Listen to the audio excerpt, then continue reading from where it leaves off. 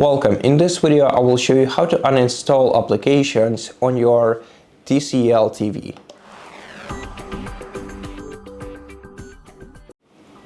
First of all, from the home screen, navigate to the gear icon in the top right corner of the screen and select it to open settings. Then you're going to have to go to Apps menu. Then select See All Apps. Now find the application that you want to uninstall on this list. Press Select when you find it. Then select Uninstall. Press OK to confirm and wait until this application is uninstalled.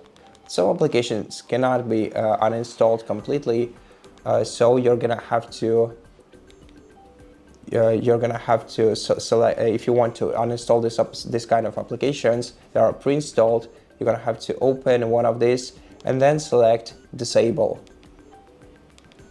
Okay. And you can also clear data of this application by selecting the respective option.